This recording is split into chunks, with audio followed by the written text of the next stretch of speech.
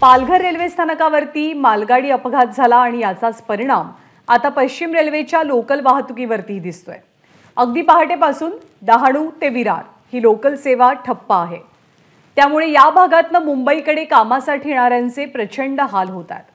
गाड्या बंद असल्यामुळे प्लॅटफॉर्मवरती कामावरती जाणाऱ्यांची गर्दी वाढू लागली आहे। मालगाडीचे डबे घसरले, त्यामुळे 2, 3 आणि 4 हे ट्रॅक नादुरुस्त झालेत।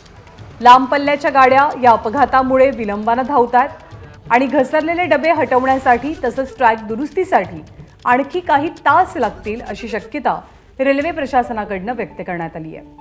बोईसर आणि पालघर या स्थानकांपासून विरारसाठी बस सेवा सोडली जाते।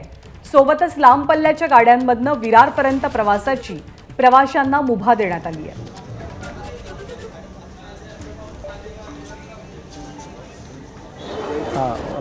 काय झालं आहे, मालगाडीचे जे डबे आहेत ते घसरले आहेत, त्याचं काम चालू आहे, पण सध्या ते संपलेलं नाही आहे आणि रेल्वे ते काम करते आहे आणि असं वाटतं की आजपर्यंत ते होईल, पण सध्या ती व्यवस्था आता झालेली नाही आहे आणि रेल्वेला असं प्रार्थना आहे किंवा त्या लोकांनी लवकरात लवकर ते काम संपवावे।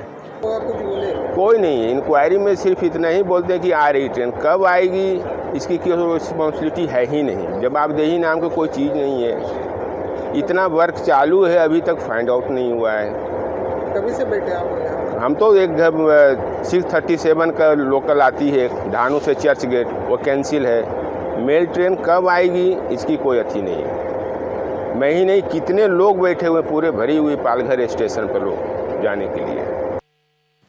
तर मालगाडीचे डबे घसरल्यामुळे रेल्वे रुळांवरती परिणाम झालाय आणि याचा सर्वाधिक फटका बसलेला आहे तो सकाळी सकाळी डहाणूकडनं मुंबईच्या दिशेने येत असलेल्या लोकल प्रवाशांना। या अशा परिस्थितीमध्ये एक्सप्रेस गाड्यांमधनं त्यांना प्रवास करावा लागतोय, तर विरारपर्यंत बस सेवाही उपलब्ध करून देण्यात आली आहे। पण प्रवाशांची संख्या ही प्रचंड मोठी असते, त्यामुळे अर्थातच रस्ते मार्गे प्रवास करणं किंवा बस सेवेचा वापर करून अगदी वेळेत आपल्या कार्यालयामध्ये पोहोचणं खूपच अवघड आहे चाकरमान्यांसाठी। एबीपी माझा, उघडा डोळे बघा नीट।